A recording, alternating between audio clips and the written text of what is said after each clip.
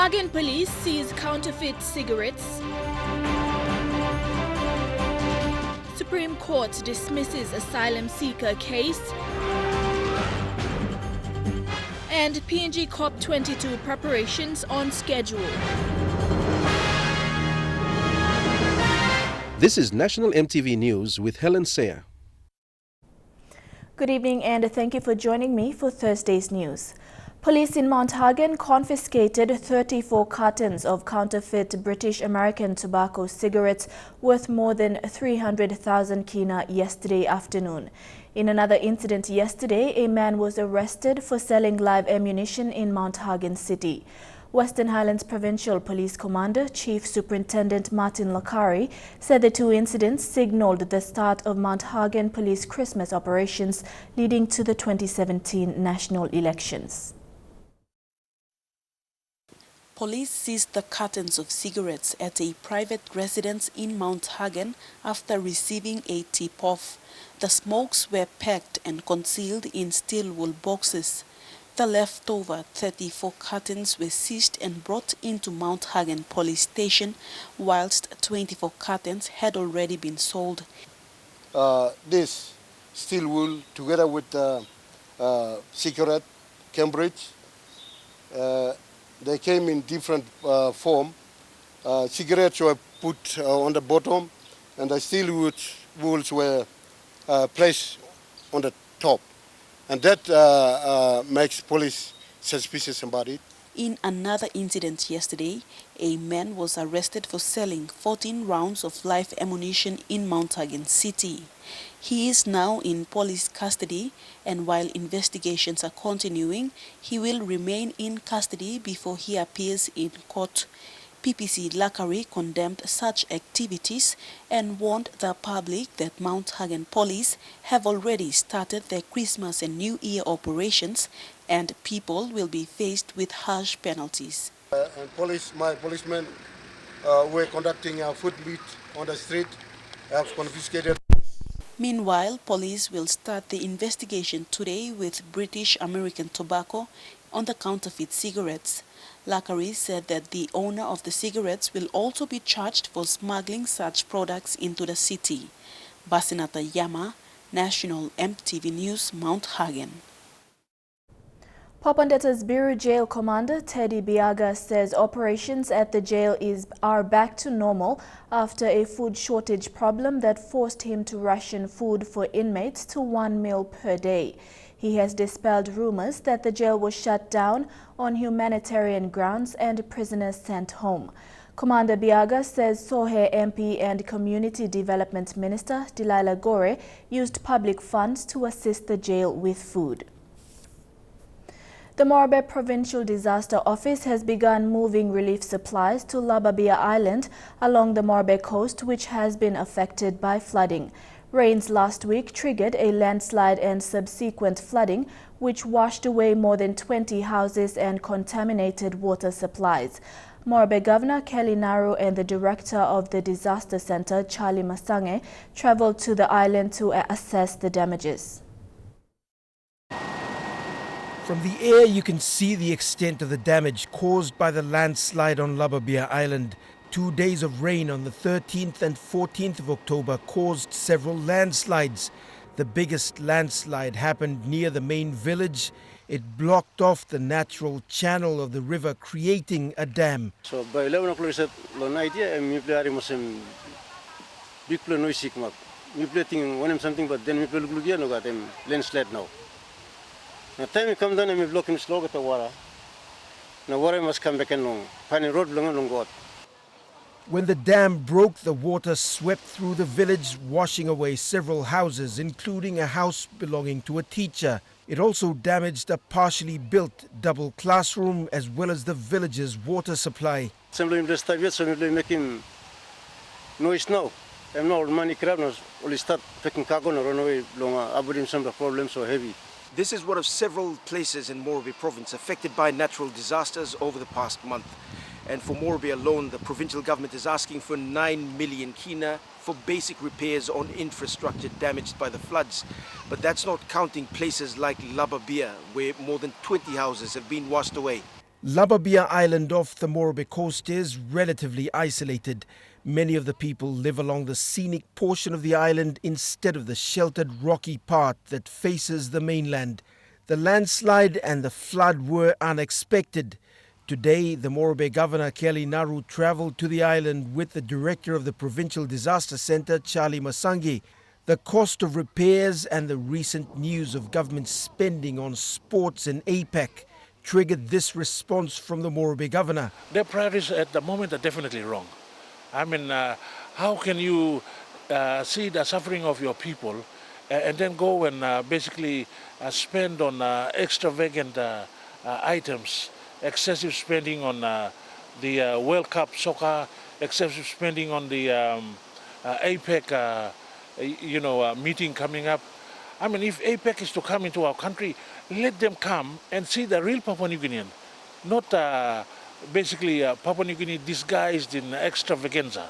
Last week, the Works Department opened up a temporary bridge at the 11-mile section of the highway in Lae. The bridge was washed away on the same night that Lababia was hit by the flood. But even this bridge is being threatened by a new round of bad weather.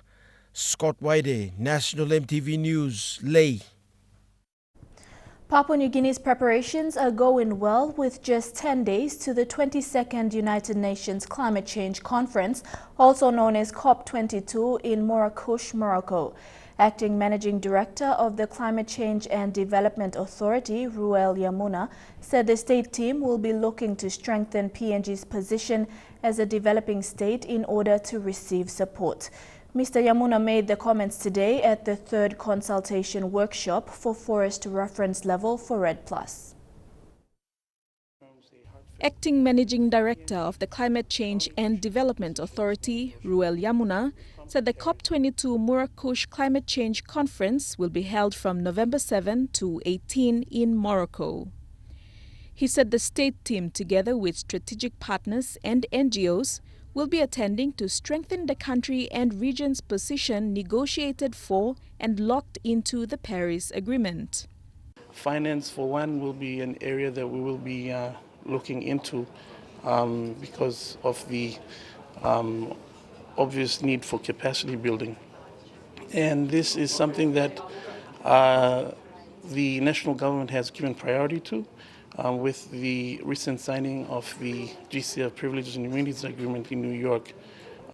He said that with all these initiatives taking place, they will be following up on the different areas where they are hoping to strengthen PNG's position as a developing state to receive support to meet the obligations under the Paris Agreement. In preparation for COP22, individual workshops have been staged around the development of a National Forest Reference Emission Level, or FREL, or the Forest Reference Level, FRL. The FREL is an important collection of data. It is important that we have FREL for PNG because we need to measure our own performance in terms of implementing the REDD+ activities in the country. The third consultation workshop for Forest Reference Level for REDD+ is currently underway in Port Moresby to update national partners about ongoing work on the REDD+ Forest Reference Level, National Forest Monitoring System Action Plan, and the National Inventory for Forestry and Agriculture. Deli Waigeno, National EMTV News. The largest political party in the current ruling coalition held its final fundraising event last night before it prepares for the road to next year's elections. The People's National Congress Party staged a gala event featuring for the first time a meeting for press session that resulted in points of reassurance about current national issues. The Stanley Hotel was host to PNC's gala event. On the cards was a PNG musical throwback performance by local musicians led by Hitsi Golo.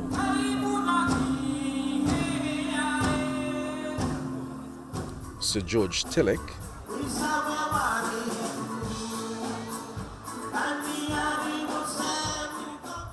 Tom Larry and Joe Kemmer. Down to business and a closer look at the party's personalities.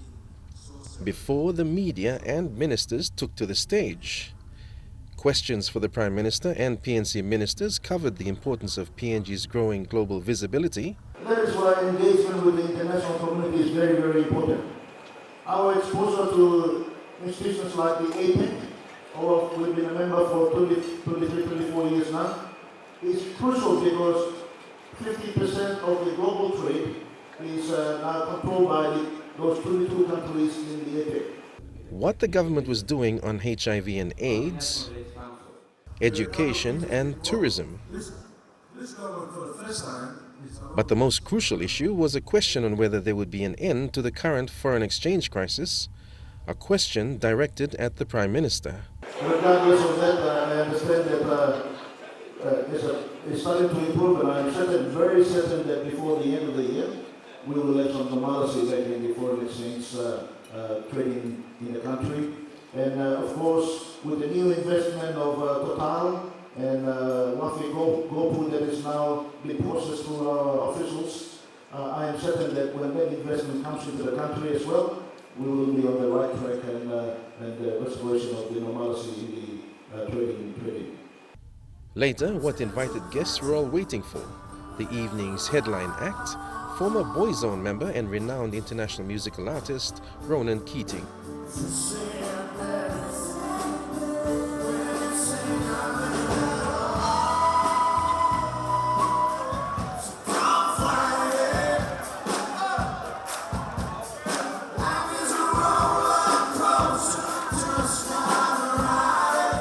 And finally, some last words from the party leader.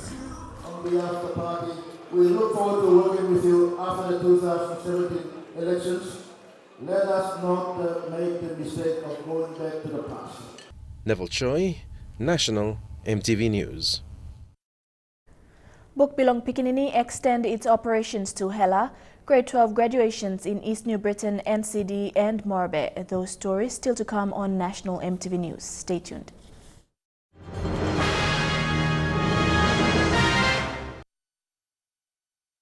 Welcome back. The Oil Search Foundation, with its development partners, opened the first Bukbilong Pikinini Library in Tari, Hela Province on Monday. Aimed at driving early childhood development through literacy, it will teach preschool children how to read, introduce them to the world of learning, and increase their awareness of important health, hygiene, and social issues. The opening of the library marks the launch of the first major project under Oil Search Foundation's new leadership and education program. Chair of the Oil Search Foundation and Oil Search Managing Director Peter Botten says the focus of the new program was determined by communities who saw literacy as a top priority. Botten says this is backed by evidence that literacy is the basic foundation to prosper in life. He says Oil Search is committed to the future of Hela Province and it will continue to support the province. Today we're starting with a small garden. Today this school, this Bukbilong Pikinini Library is a very small garden. But we will come and water it, we'll put fertilizer on it, we'll make it go well. And that garden will grow, it'll grow throughout Hela. And Sophie Herman, founder of the Bukbilong Pikinini, says the program has seen success in early childhood learning. However, she says the only challenge is getting the books to remote areas. This library truly represents the collaborations of organizations which seeks to empower communities through literacy. We've delivered more than 40,000 books to depleted school libraries across PNG just this year, and sometimes these deliveries have been made by helicopter due to the very remote areas that are only accessible via air. The library, which contains 3,000 books, was officially opened by the Prime Minister's wife, Linda Baba O'Neill. So one disla nabla milugu mosam bibos good blam no good la liklik. All beginners are read tasol also talk tasol Nowadays, all begini all no sa read na all no sa understand him na past tense into future na present tense go karangge liglig all no sa pronounce him go to all no sa explain him go to.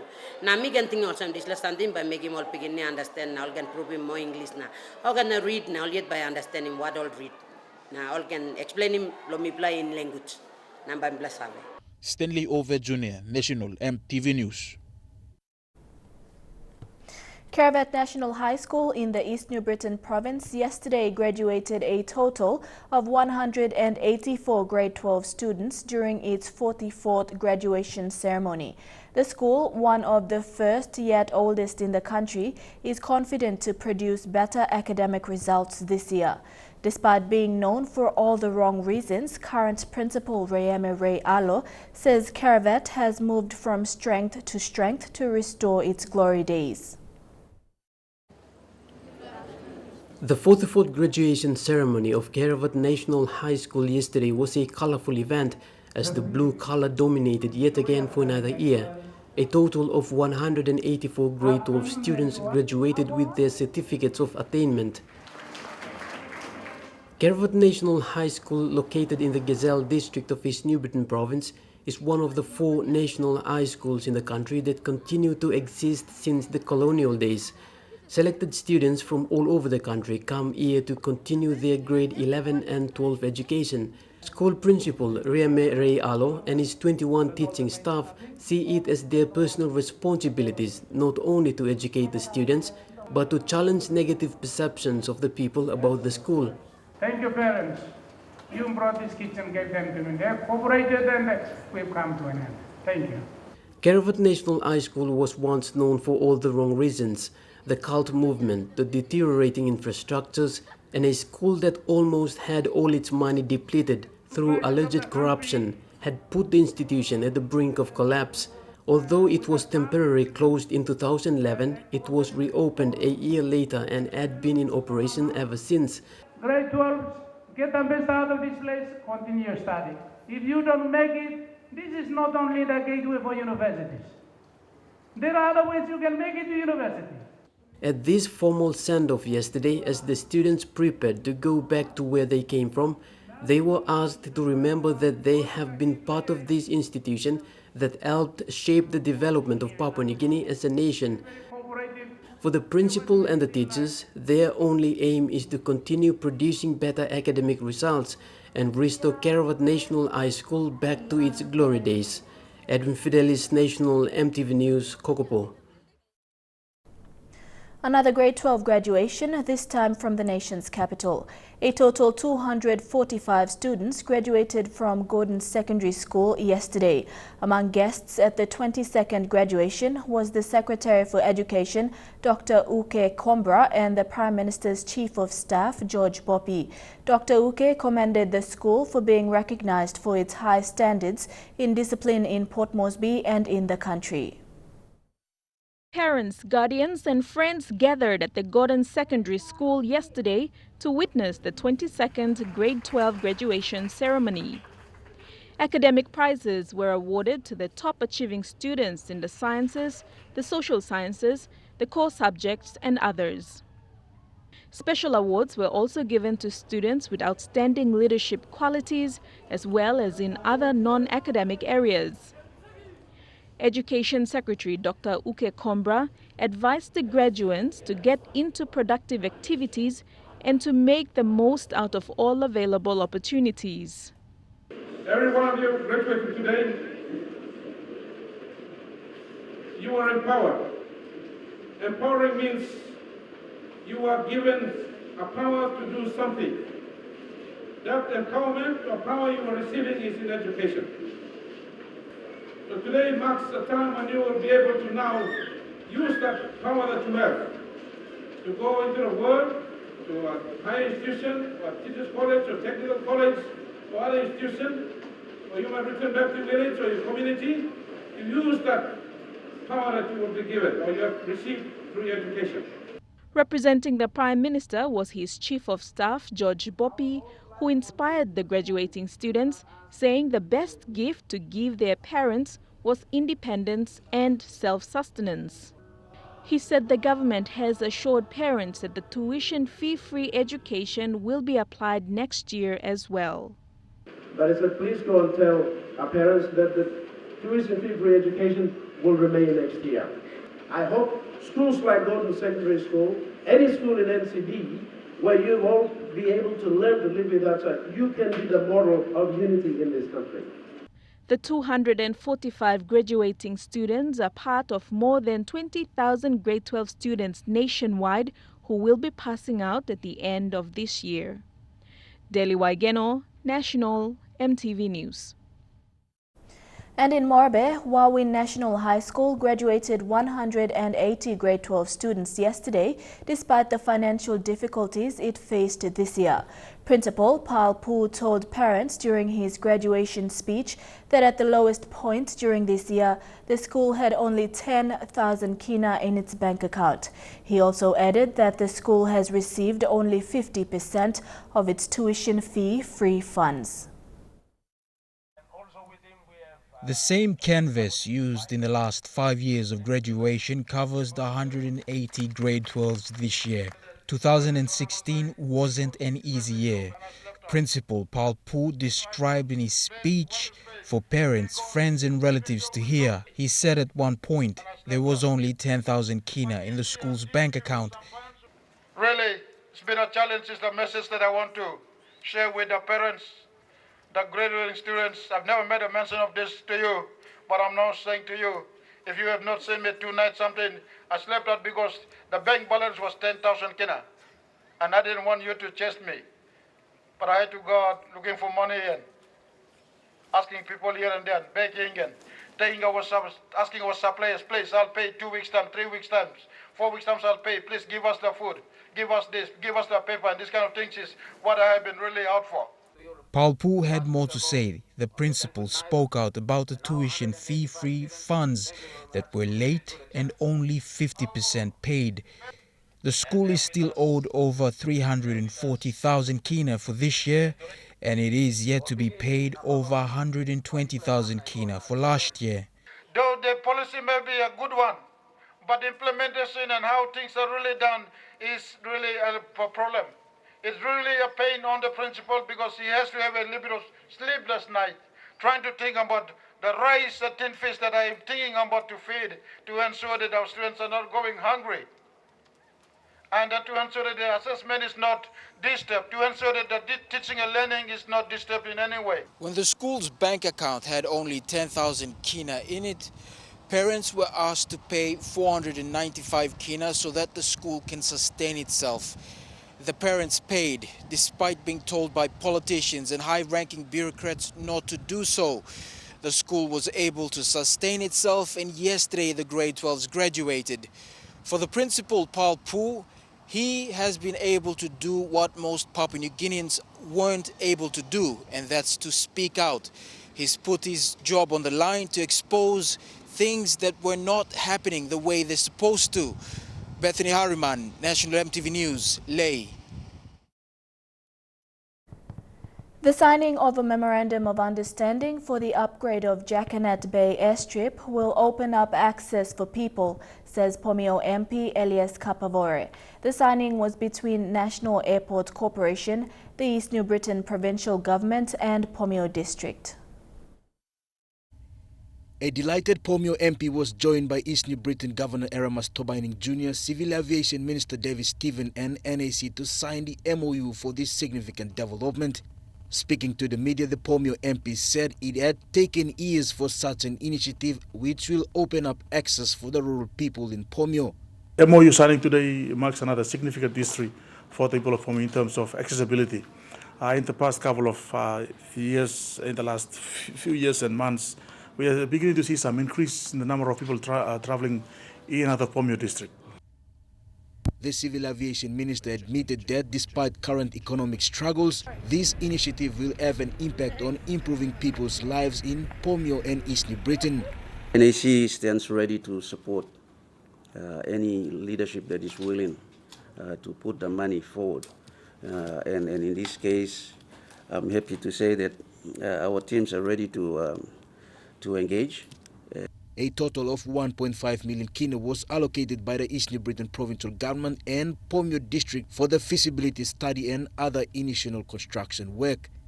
And in terms of counterfunding, we are prepared to counterfund with any projects again under National Airports Corporation in East New Britain. Once the contract is awarded to a contractor, groundwork is expected to commence before December or early 2017. Meanwhile, the Civil Aviation Minister said work on upgrading Tokwa Airport to international standard will commence soon.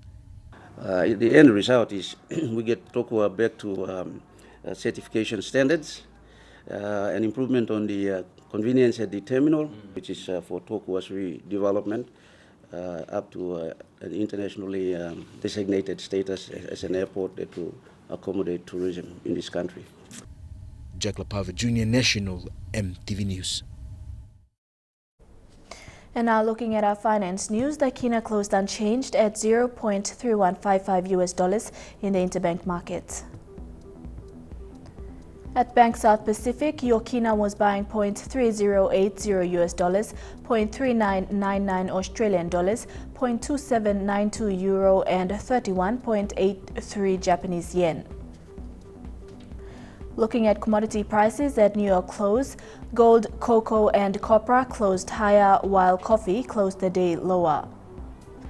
Palm oil closed unchanged while crude oil and copper closed the day higher. And on the stock market, the Dow Jones closed at 30.06 points higher, the ASX is trading at 64.30 points lower, and the All Ordinaries is trading at 63.74 points lower. Still to come on National EMTV News, judgment on asylum seekers dismissed, a prisoner burnt to death, and plans to eradicate TB revealed. Details after the break.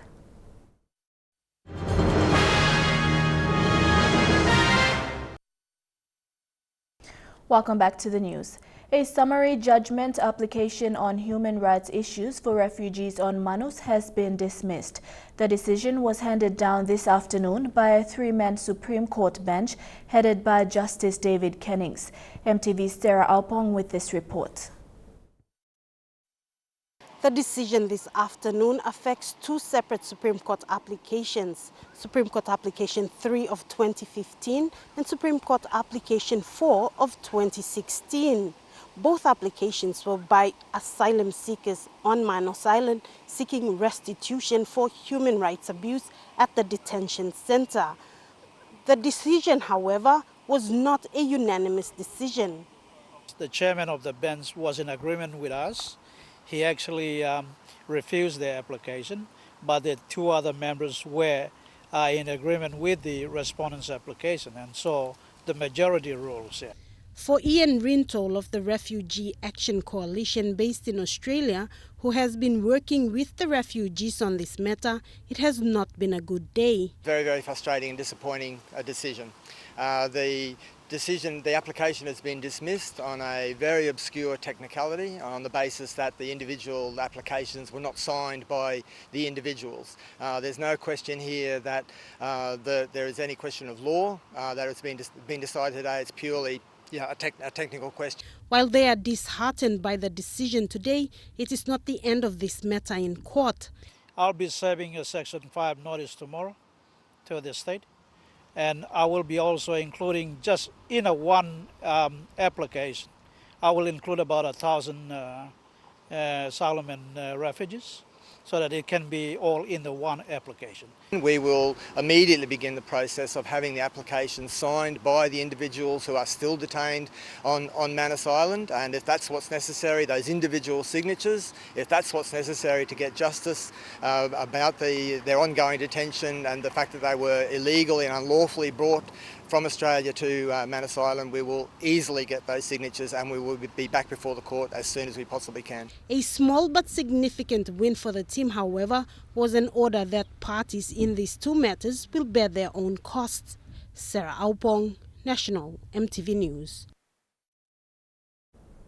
Morbe police have yet to confirm the cause of the fire at Mutsing police station at the that resulted in the death of a prisoner kept in the station's cell block. But it is believed that the fire started during the early hours of this morning. It is not yet known if the fire is an act of arson or from an electrical fault. Muchin is a government station with the only police station between Lae, the Eastern Highlands and Ramu. For a long time, it has suffered due to limited manpower and resources. The stations contain the only lockup along these stretches of the highway. In the early hours of this morning, this vital government asset was destroyed in a fire. While the local police won't say what happened and how the fire started, it is understood the prisoner may have been left unattended while the fire started. Eyewitnesses who didn't want to talk on camera reported that the prisoner who was in the cell the day before was heard calling for help.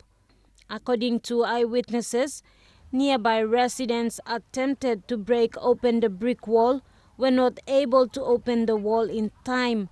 By the time they succeeded, the prisoner was already dead. Attempts to get comments from the Provincial Police Commander Chief Superintendent Agustin Wampe were not successful.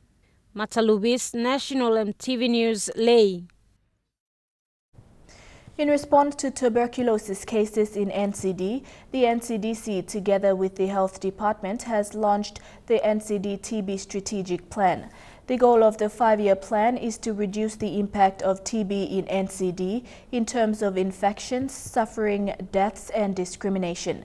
Ncd is one of the 3 TB hotspots in the country, contributing to 25% of TB cases. Tuberculosis has become a killer disease in Ncd, claiming the lives of 1,000 people a year. Deputy Health Secretary Dr. Pyson Dakulala said they have never been able to control TB in the country. Meanwhile, WHO Country Representative Dr. Peter Van Moren said PNG has a long history of accessing TB drugs with poor supervision of treatment. He said this plan is much needed in the city. The Ncd Tb Strategic Plan was launched by Ncd Governor Paus Pakop and the Health and HIV/AIDS Minister Michael Malabag at the City Hall. It should come to an end. No longer our people should be left to suffer in silence on their own, stressful, thinking that they cannot recover. And 41 years on after independence, we must make this disease become history. The highlight of the event was Terence Moka, the executive officer to Governor Pakop, who was diagnosed with TB. The launching was witnessed by the government and implementation partners. Merlin Diaukatam, National EMTV News.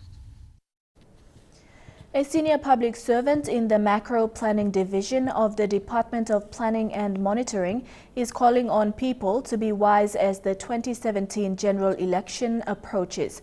Alfred Mokai, the former First Assistant Secretary, said complaints of lack of services reaching people should not be the case if people had voted the right candidate. Mr. Mokai said it is time people choose services over personal gain. And I want to make this plea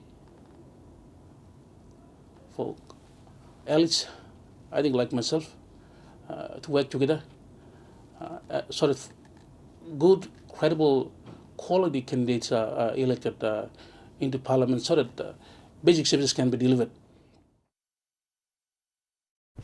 Chukai Sports is next. Journalists get a better understanding of the Under-20 FIFA Women's World Cup ahead of the Games. Stay tuned for details.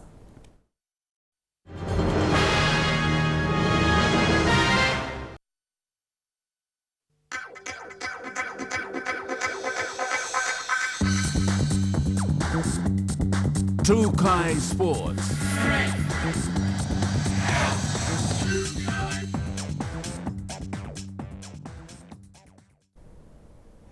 Welcome to Chukai Sports. With only 16 more days until the start of the FIFA Under-20 Women's World Cup, a workshop for women in news and sport is being conducted to assist women reporters. Participants from Papua New Guinea and other Pacific Island countries are attending the 6-day workshop. It's aimed at enhancing the skills of journalists covering the FIFA Under-20 World Cup. The ABC Women in News and Sport workshop is the first of its kind to be held in both the Pacific and Asian region. It looked at some of the areas of prominence amongst participants, such as dealing with unfamiliar sports, commentary, and technical areas such as mixed zones found in athletics and major football events. It was facilitated by Joanna Lester, a former journalist and also who had been formerly attached with NRL PNG. Various themes accompanied each day of the workshop: the landscape of women reporters in the field, type of stories being told, and the content shared, interviewing styles, as well as sport-specific skills. Head coach of the PNG men's national football team, Clemens Ritzlev, was a guest presenter on the fourth day of the workshop, joining a handful of prominent sport personalities to give their experiences in sporting events. It was very interesting to be there. My role was actually to give them some hints about football and actually what the journalists should be aware of when they are evaluating and judging football. The workshop concludes by the week's end and will provide for its participants a more open approach to reporting ahead of the FIFA Under-20 Women's World Cup in November. Jeremy Moggy, National EMTV Sports. The official signing of the venue use agreement between Oil Search and PNG Football Association and FIFA Local Organizing Committee to host the Under-20 matches to kick off the exclusive use period for the FIFA Under-20 Women's World Cup was done yesterday. The signing was done between Oil Search CEO Peter Botten and PNG FA President David Chung. We also like to thank Peter Botten for his leadership, which made this happen, and also affordable for PNG FA and the FIFA LOC to use these stadiums, not only to host normal matches, but also semi-finals and final matches here. Papua New Guinea once again on the world stage in terms of sport, in terms of business certainly, but in terms of sport in this time, and having the work and very, very hard work that the LOC has put in to bring this to fruition. We're very, very pleased to support that and the efforts of the PNG government to bring this event to Papua New Guinea. Chukai Sports continues after the break. Stay with us.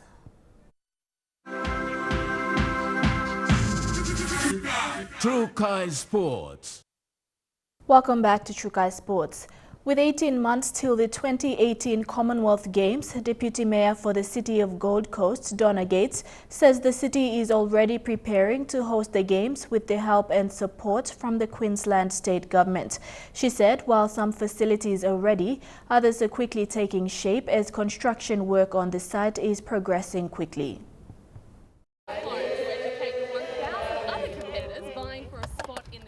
While PNG looks to maintain the momentum of their winning streak from the 2015 Pacific Games, 18 different groups have visited Australia in the last 2 years by sending both coaches and athletes to Australia to gain skills and game techniques in readiness for the 2018 Commonwealth Games.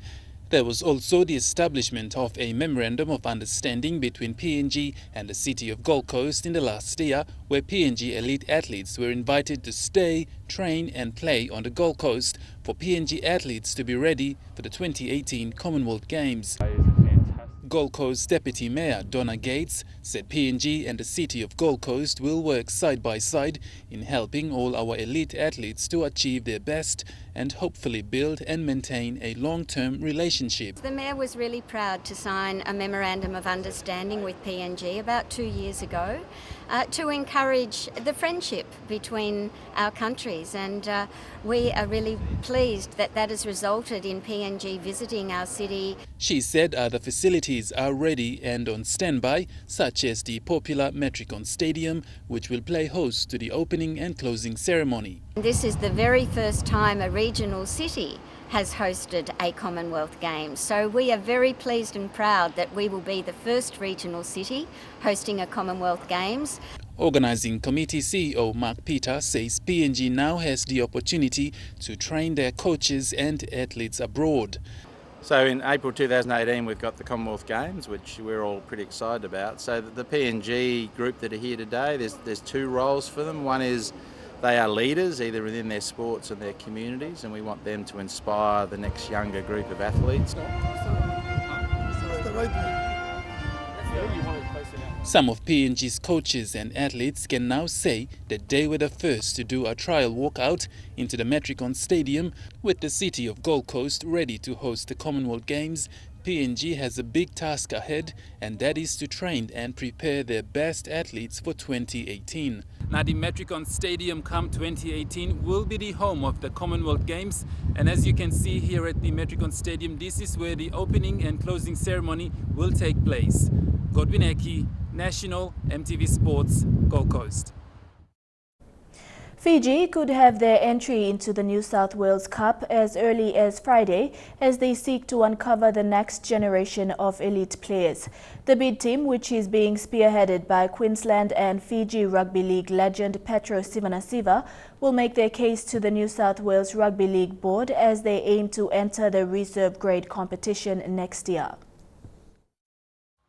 After the Pacific Test earlier this year, West Tigers centre Kevin Nguama said Fiji needed a team in the New South Wales Interest Super Cup after seeing the improvement in the PNG Kumuls. Most of the players in the Pacific Test team were from the PNG Hunters team. The Fiji bid model is based on the PNG Hunters, who have enjoyed strong success since entering the Queensland Cup in 2014 and this year finishing second on the ladder. The prize on offer is the deep well of talent that exists in Fiji as officials battle with rugby union for access to the country's top players. The project has been 3 years in the making and is well advanced with plans to play out of the 15,000 capacity ANZ Stadium in Suva and set up a base at Sigatoka where the players would eat, sleep and train in a living environment. Elijah Levet, National EMTV Sports. The weather forecast is next, and to cap off the news, Ronan Keating claims he will spread the word about PNG after this visit. Stay tuned. Kai Sports.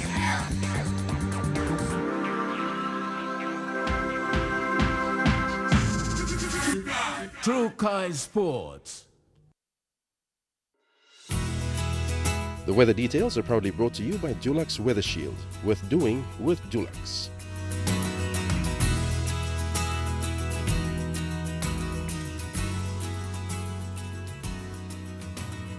Your weather forecast for tonight and tomorrow: in the southern region, passing showers in Port Moresby, Kerema and Popondetta, mostly fine in Daru and cloudy periods in Alotau.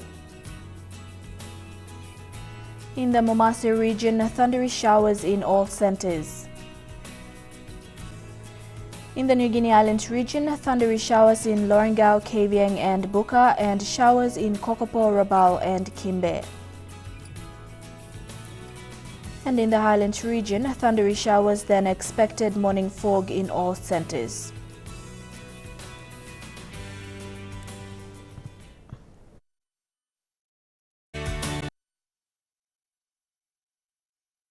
The weather details are proudly brought to you by Dulux Weather Shield. Worth doing with Dulux. Before we go, it took him 6 years of hearing about Papua New Guinea before finally seeing it for himself. And according to international musical artist Ronan Keating, the warmth and friendliness of everyone he met since arriving in Port Moresby on Tuesday has turned him into a PNG convert. The music star, who is currently on a world tour, says the short time he has spent in PNG hasn't been enough for him to know the country, and he's already planning a return trip. The X Factor Australia judge was the headliner act at last night's People's National Congress gala event. He took the stage with a surprising word of welcome in Tok Pisin.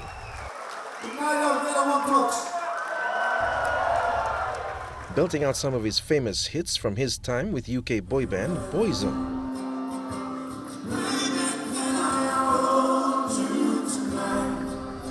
To his first foray in a solo career, the result of a request from the director of the film Notting Hill.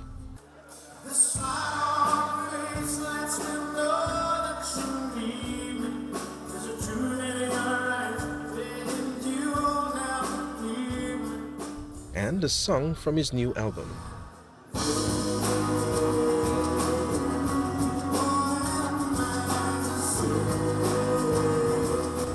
A few heartfelt words about having the opportunity to visit the place where his wife Storm spent her childhood. I've heard so many stories from my wife Storm and her family about this incredible country.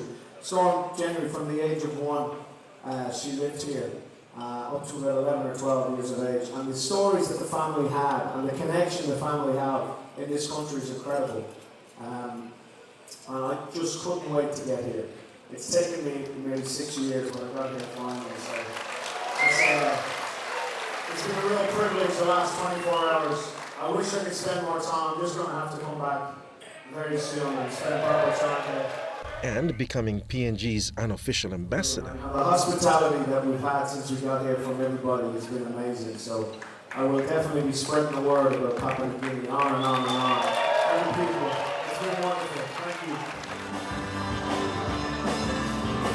The PNC may have invited him as a headline act, but Ronan Keating has now become another voice for what is good about Papua New Guinea. Neville Choi, National EMTV News. And that's been the news, sports and weather for tonight. On behalf of the entire news team, pleasant viewing. Good night.